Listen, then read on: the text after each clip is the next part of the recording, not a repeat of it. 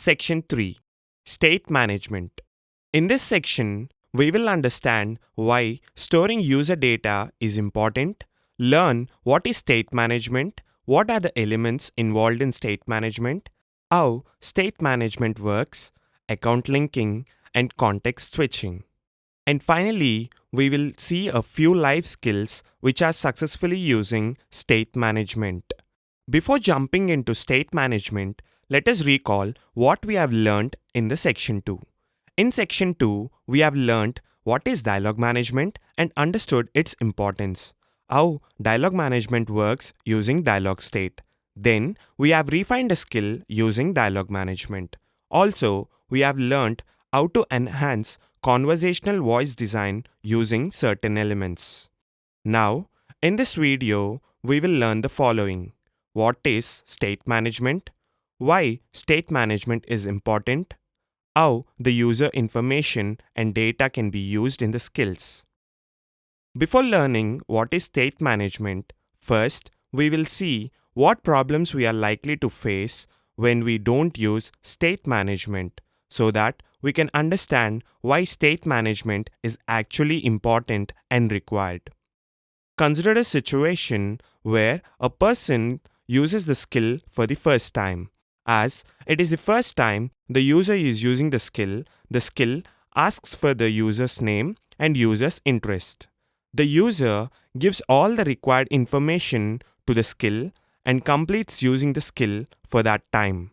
Now, if the same user uses the same skill later in the day and launches the skill, and now if the skill asks again, what is your name? It sounds odd for the user because in the previous interaction, the user has provided all is or a information.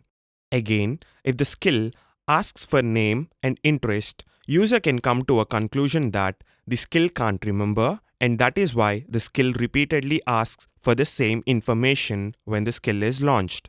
This doesn't make the user engaged or give him a great experience to come back and use the skill daily even if the skill serves a great purpose.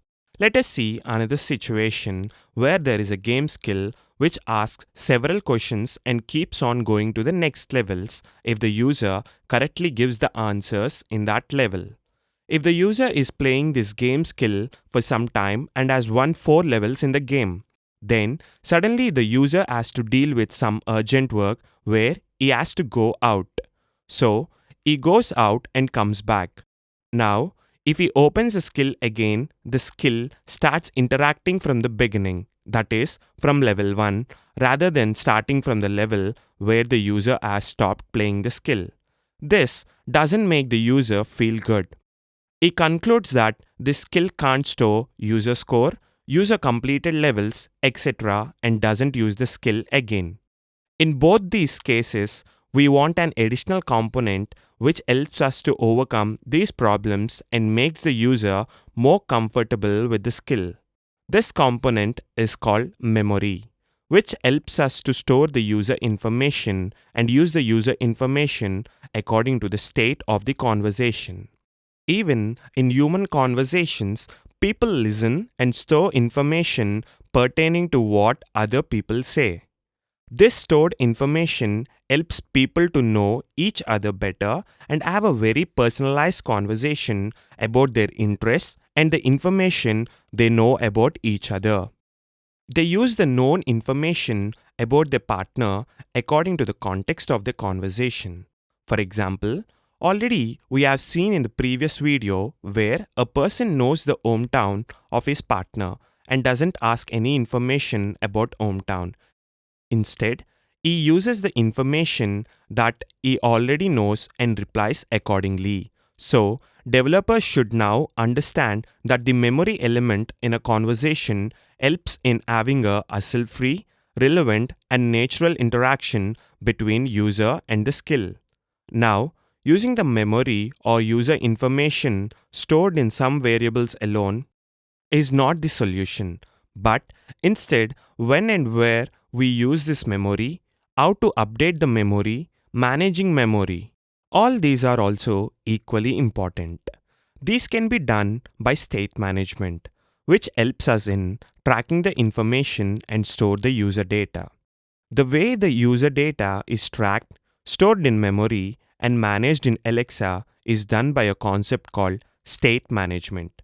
This state management is important because there are different situations and levels in a conversation with the user in the skill. To handle all these, state management can be used. Now, we will see some of the situations which can be handled by memory and state management.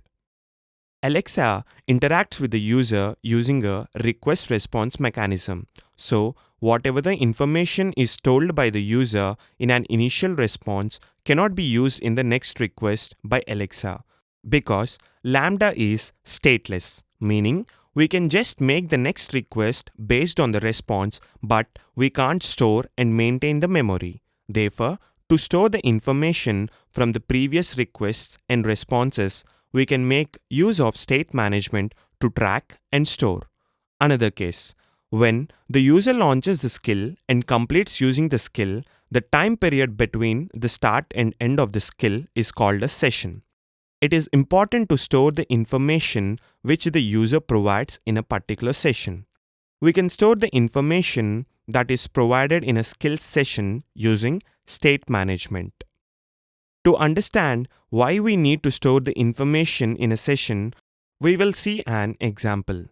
In a quiz skill, if we want to track to how many questions did the user correctly answered and tell the user his or her score. This can be done using attributes called session attributes and state management. In the same way, if we want to store some of the user information throughout the skill usage, that is, how many times the user uses the skill, a certain set of information should be used and updated from session to session. This is stored using persistent attributes and state management. For example, in the game skill previously seen, if we want to store and update the user's highest score throughout the skill's usage, this can be done by memory and state management. Therefore, state management is not only used to store and track the data, but also manage and maintain the information throughout the skill's usage and its lifetime with a particular user. State management uses various levels of management and several attributes to store, manage, and maintain the memory of the user data in a skill. These various cases, like giving the skill a memory, using the user data according to the requirement, helps us in understanding the importance of memory and state management. Already, we have seen a few use cases where the memory can be used, like in the game skill, to store the user score and user played levels. But there is a lot more we can do with the user data. For example, we have a food ordering skill in Alexa, which throws a menu and asks the user to order the item they want. But instead, if the skill understands the time of the day and asks the user's favorite food or the favorite cuisine and the address of the user, the skill can search for the restaurants which provide the user's preferred food near the user's specified address. This way, the skill can get closer to the user using the interests and choices of the user. We can also customize and personalize the user experience using the data of user ordered food, the place to where the food is delivered, how the user felt after eating the food, that is, user reviews.